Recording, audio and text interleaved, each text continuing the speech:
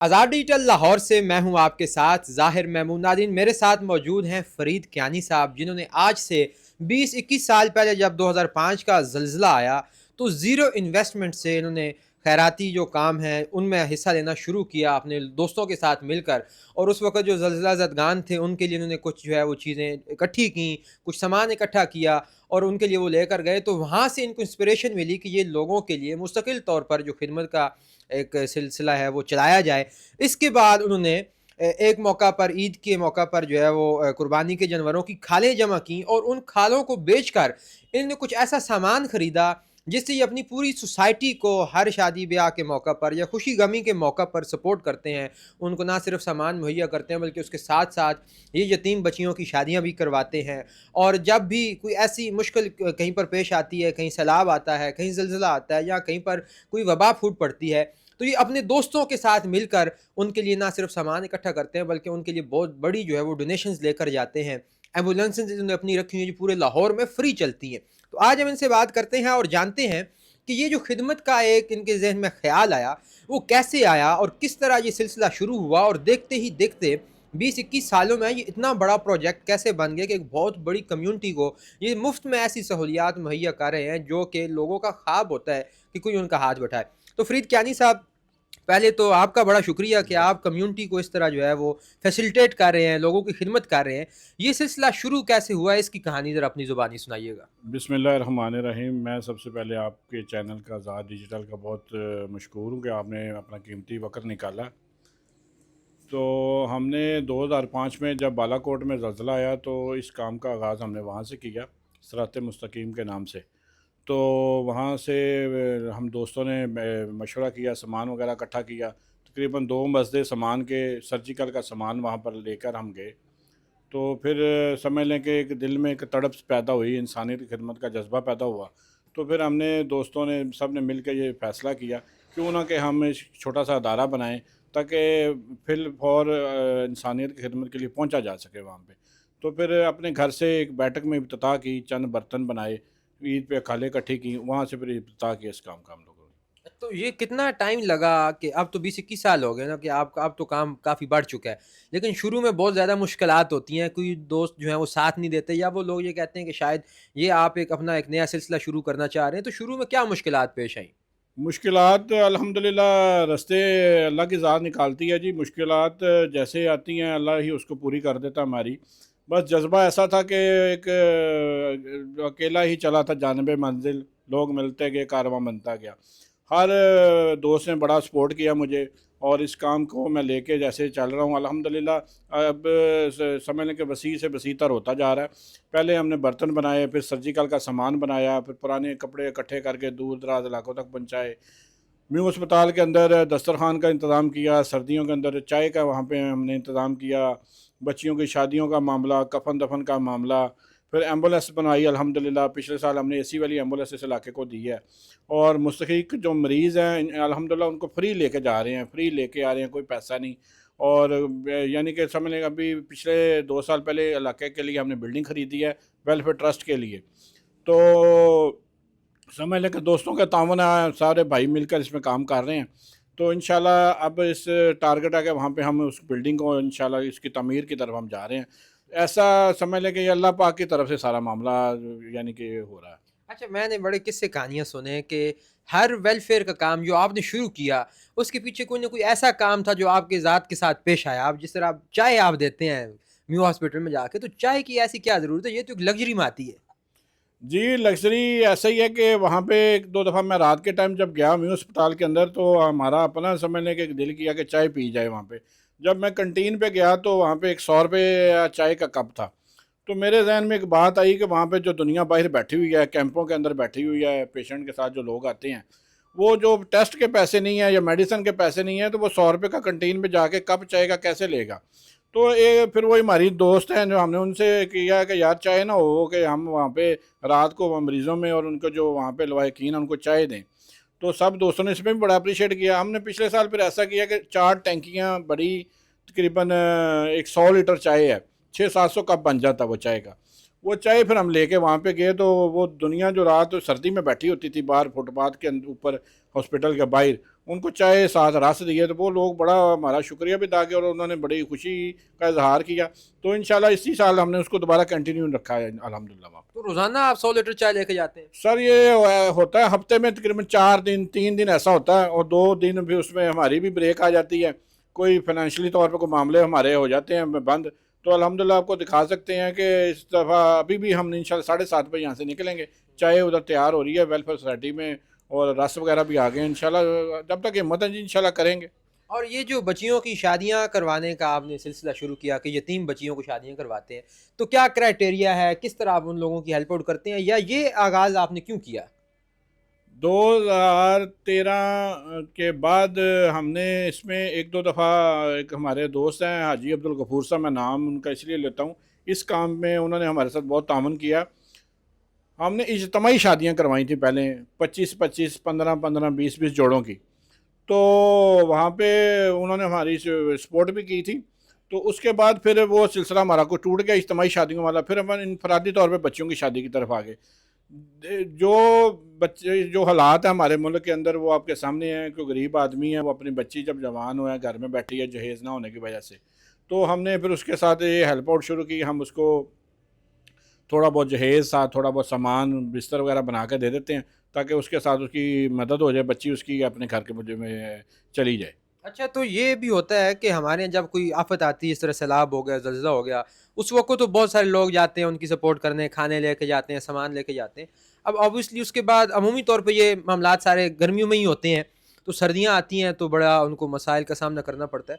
تو آپ چونکہ اس طرح کے فلاحی کاموں کے ساتھ جڑے ہوئے، تو کیا ان لوگوں کو فالو اپ بھی لیتے ہیں، ان لوگوں کے پاس بھی جاتے ہیں جو اجڑ جاتے ہیں ان آفات میں، تو بعد میں ان کے پاس آپ کچھ چیزیں لے کر جاتے ہیں؟ جی ماشاءاللہ جی، بہت اچھا سوال کیا. اور ہمارا 2022 کے اندر جب سیلاب آیا ادھر تونسا اور راجن پور والی سائڈ پہ، تو ہم پہلے ہماری ویلفیئر کی ٹیم 3 رکنی ٹیم وہاں پہ گئی ہے اس علاقے کا وزٹ کرنے کے لیے. ہم نے سارا ان علاقے کے گاؤں جو 6-7 گاؤں تھے آفت زدہ، وہاں پہ ہم گئے ہیں، کشتیوں پہ بیٹھ کے گئے ہیں. اس کے ریکارڈ ہمارے پاس موجود ہے. وہ اسکول کی جو اسکول اس میں ہوا ہے، مسجد شہید ہوئی ہے، سارے معاملات ہم دیکھ کے آئے ہیں. پھر ہم آ کے وہاں سے یہاں پہ اس طرح کا سامان، خشک راشن، دودھ وغیرہ، یہ ساری چیزیں ہم نے بنائی. پھر وہاں پہ ہم لے کے گئے مسجد یہاں سے آگے کشتیوں کے اوپر سامان دور دراز علاقوں تک پہنچایا. اور یہ پیچھے بالکل وہاں پہ بھی ہم نے ایک ٹیم بنائی تھی جو ہمیں پورا وہاں کا فالو اپ دیتی رہی ہے کہ اب یہ ہو رہا ہے، اب یہاں اسپتال میں یہ کام ہو رہا ہے، وہاں پہ یہ کام ہو رہا ہے. تو انشاءاللہ ہمارے تقریباً 6-7 چکر وہاں پہ لگے ہیں. دوسرا جب 2025 میں سیلاب آیا ہے ملتان پیرو والا سائڈ پہ، لاہور گنڈا سنگھ والی سائڈ پہ، یا وزیر آباد سیالکوٹ والی سائڈ پہ، الحمدللہ تمام علاقوں کے اندر ہم خود موجود، ہماری ٹیمیں گئی ہیں وہاں پہ. ہم سارا معاملات سارے دیکھ کے آئے ہیں. اور پھر اس کے بعد راشن کی وہاں کھیپ پہنچائی ہے اور میڈیسن پہنچائی ہیں. ہمارے میڈیسن یعنی کہ اس کو کہتے ہیں ہیلتھ کیمپ لگا وہاں پہ، اور ڈونیشن وہاں پہ ہم نے دسترخوان لگائے ہیں. جو دور دراز سے لوگ آئے ہیں وہاں پہ راشن لینے کے لیے، پہلے ہم نے ان کو کھانا کھلایا، پھر ہم نے ان کو راشن دیا، کوئی واپسی پہ اگر جانے کا اس کو سواری دی ہے. یعنی سارے معاملات ہم پیچھے فالو اپ کرتے ہیں وہاں تک. تو یہ اتنا زیادہ جو سرمایہ آپ لگاتے ہیں، تو یہ کیا اپنے بزنس سے، اپنے پلے سے لگاتے ہیں، یا کوئی دوستوں کی کمیٹی بنائی ہوئی ہے جو مل کے ڈالتے ہیں حصہ اپنا؟ جی الحمدللہ، یہ جب کام شروع کیا تھا تو یہ جو محلہ لیول کی ٹیم تھی اس میں تقریباً 100 روپیہ پر پرسن کے حساب سے ہم نے شروع کیا تھا. تو جیسے آپ کو پہلے بھی بتایا، جب آپ آدمی اس کام پہ چل پڑے تو رستے بھی رب نکالتا ہے اور اللہ کی ذات مدد بھی کرتی ہے. تو الحمدللہ ہمارے کچھ دوست، میری اپنی فیملی باہر بیٹھے ہوئے ہیں دوست، اور یہ سارا تعاون لوگ ادھر سے کرتے ہیں. تو انشاءاللہ میں مشکور ہوں چینل کے ذریعے بھی آپ کے، کہ لوگ مجھ پہ اعتبار کرتے ہیں، اعتماد کرتے ہیں. ہم انشاءاللہ ان کی امانتوں کو وہاں تک پہنچاتے ہیں. ماشاءاللہ. تو یہ آپ جس طرح بچیوں کی شادیاں کروا رہے ہیں، سکولوں کی فیسیں دے رہے ہیں، دوائیاں لے کے دے رہے ہیں، ہسپتال میں ڈیلی جا رہے ہیں چائے لے کر، باہر بھی جاتے ہیں، تو آپ اپنا کاروبار وغیرہ نہیں دیکھتے، یا مطلب سارا ٹائم اس کو دیتے ہیں؟ وہ کیسے مینج کرتے ہیں؟ جی بالکل الحمدللہ جی. پہلے اب 45 سال عمر ہے، اپنی زندگی کو بہت ٹائم دیا ہے. اب انسانیت کی خدمت کا جذبہ ہے کہ بقایا زندگی اس کام میں گزرے. کام چل رہا ہے الحمدللہ. ہمارا یہ پراپرٹی کا کام ہے، چھوٹا سا بزنس ہے، الحمدللہ چل رہا ہے. اور جب یہ لگن لگتی ہے انسان کو تو کوشش ہوتی ہے کہ سارا ٹائم ہم نے اپنے خاندان کا بیوی بچوں کا اس کام میں لیا ہے. ہمارا یہ جو افطار کیمپ لگتا ہے میو اسپتال کے اندر، یہ پورا مہینہ افطاریاں ہم نے وہاں پہ مریضوں کے ان کے الواحقین کے ساتھ کی ہیں. ہر بندے کا دل کرتا ہے جی اپنے بیوی بچوں کے ساتھ روزہ افطار کرے. جیسے بڑی عید کے اندر ہمارا کھال اکٹھی کرنے کا یہاں کیمپ لگتا ہے، اور 3 دن ہم نے یہ سڑک پہ اوپر گزارنے ہوتے ہیں. گرمی آپ کو پتہ ہے جو بڑی عید پہ موسم کا جو صورتحال ہے، تو وہ ہم نے سمجھ لیں کہ اپنے بیوی بچوں کا ٹائم یہاں پہ دینا ہے. اور ہم بچوں سے یہ کہتے ہیں کہ بیٹا یہ آپ لوگوں کا حصہ بھی اس کام کے اندر شامل ہے. الحمدللہ. وہ آپ کو شکایت نہیں کرتے کہ ہمیں بھی وقت دیا کریں، ہمارے پاس بھی بیٹھا کریں، ہمارے ساتھ بھی کوئی وقت گزارا کریں؟ جی جی بالکل، شکوہ ہوتا ہے، شکایت بھی ہوتی ہے، سارا کچھ ہوتا ہے. بس اللہ نے پاک ان کو میں کہہ رہا ہوں کہ حوصلہ بھی دے، اور بچوں کو تربیت بھی ایسی کر رہے ہیں کہ آپ نے ہمارے اب ساتھ زندگی میں ایسے چلنا ہے اور لوگوں کی خدمت کرنی ہے آپ لوگوں نے. تو اس سے ملتا کیا ہے؟ مطلب اپنا سارا ٹائم اس فلاح کے کاموں میں ڈالتے ہیں، لوگوں سے بھی جو ہے وہ تعاون بھی لیتے ہیں، بڑا مشکل کام ہے. ایک اینڈ پہ ملتا ہے جی چلیں سکون. کیا کچھ اور بھی ایسی چیزیں ہیں جو آپ چونکہ محسوس کر سکتے ہیں چونکہ آپ اس میں کئی سالوں سے جو ہے وہ انوالو ہیں، تو کیا حاصل ہوتا ہے اس طرح کے فلاحی کام کر کے؟ یہ ایک اب لفظ بڑا عجیب سا ہے، نشہ. تو جس کو یہ عادت پڑنی ہے یا لگنی ہے اس کا ایک اپنا ہی مزہ ہے. تو الحمدللہ میں آپ سے بھی یہ ریکویسٹ کروں گا کہ آپ اگر کسی ہاسپٹل میں جائیں گے نا، تو کوئی مریض آپ کو مل جائے گا جو آپ کے کہے گا یار مجھے بیڈ نہیں ملا، یا مجھے ویل چیئر نہیں ہے، یا مجھے وہاں تک کسی وارڈ کا ایڈریس ہی پوچھ لے گا. تو جب آپ اس کو وہاں تک چھوڑنے جائیں گے یا کرنے جائیں گے نا، تو پھر واپسی پہ جو آپ کو مزہ آئے گا نا، پھر آپ نے وہ گھر جا کے بتانا یار آج میں یہ کام کر کے آیا. واہ!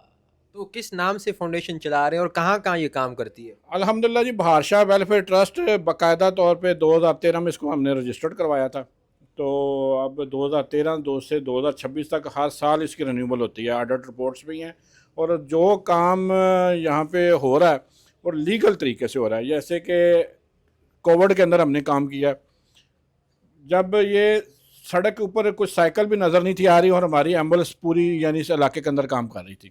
مریضوں کو بھی کووڈ والوں کو لے کے جا رہے تھے ہم لوگ، اور راشن بھی ہم اس ایمبولینس پہ لوگوں کو گھروں تک پہنچا رہے تھے. تو معاملہ یعنی سارا ہم نے اتنے سخت کووڈ کے حالات تھے اس میں ہم نے یہ کام کیا. تو الحمدللہ بہت آسانی ہے اس کے لیے. تو لوگ آپ کے پاس آتے کیسے ہیں، رابطہ کیسے کرتے ہیں، یا اپنی ضرورتیں آپ کے پاس کیسے لے کر آتے ہیں؟ بس یہ اللہ پاک نے سمجھ لیں کہ اب نیٹ ورک جیسے جیسے بڑھ رہا ہے تو اس کا دور دراز علاقوں تک ایک گونج ہے. الحمدللہ ابھی پچھلے دنوں میں تونسا سے مجھے کال آئی ہے کہ آپ اس سال بھی بچیوں کے لیے سویٹر اور ہمارے لیے جرابیں لے کے آئیں گے. تو میں بڑا عجیب سا بھی لگا کہ یہ تو 2-3 سال پہلے کی بات تھی جب ہم سیلاب آیا تھا. تو ہم کے بچوں کے لیے سویٹرز اور جرابیں اور ٹوپیاں وغیرہ لے کر گئے تھے. تو سمجھ لیں کہ اگر ادھر تک ہماری الحمدللہ کوئی یاد کرتا ہے تو کام کی وجہ سے کرتا ہے. نہیں جی، بہت بہت شکریہ آپ کا کہ آپ اس طرح ایک کمیونٹی کو جو ہے وہ گیو بیک کر رہے ہیں اور اپنا ٹائم ان کو دے رہے ہیں اور ان کی خدمت کر رہے ہیں. تو اللہ تعالیٰ اس کام میں آپ کا حامی ناصر ہو اور آپ کو مزید توفیقات میں آپ کی اضافہ کرے. تو ناظرین، یہ فرید کیانی صاحب کی کہانی ہے کہ یہ اپنا بیشتر وقت جو ہے وہ فلاح و بہبود کے کاموں میں گزارتے ہیں، اور جس طرح انہوں نے ایک بڑا خوبصورت لفظ استعمال کیا کہ یہ ایک نشے کی طرح ہے، جس کو لگ جائے وہ پھر اس سے ہٹ نہیں سکتا. اور اپنی فیملی کا جو وقت ہے وہ بھی جو ہے وہ اتنی فلاحی کاموں کو دیتے ہیں. نہ صرف یتیم بچیوں کی شادی کرواتے ہیں، بچوں کی جو ہے وہ فیسیں دیتے ہیں، ان کی میڈیکل کی دوائیاں جو مستحقین ہیں ان کی وہ دیتے ہیں، بلکہ اس کے ساتھ ساتھ اپنی ایمبولینس سروسز سے مختلف ہسپتالوں میں کھانا، چائے اور دوسرے جو بھی فلاحی کام ہیں وہ تنہا دیکھ رہے ہیں اپنی ایک ٹیم کے ساتھ. تو ایسے لوگ جو ہیں وہ کسی بھی سوسائٹی کے لیے جو ہے وہ نعمت غیر مترقبہ سے کم نہیں ہوتے. تو مجھے امید ہے کہ آپ کو فرید کیانی صاحب کی جو کہانی ہے کہ کس طرح ان کو انسپریشن ملی، کس طرح انہوں نے زیرو انویسٹمنٹ سے یہ خیرات کا کام شروع کیا اور آج ماشاءاللہ یہ کہاں تک پہنچ چکا ہے، پسند آئی ہوگی. اس کے ساتھ ہی مجھے دیجیے اجازت. دیکھتے رہیے آزاد ڈیجیٹل. خدا حافظ.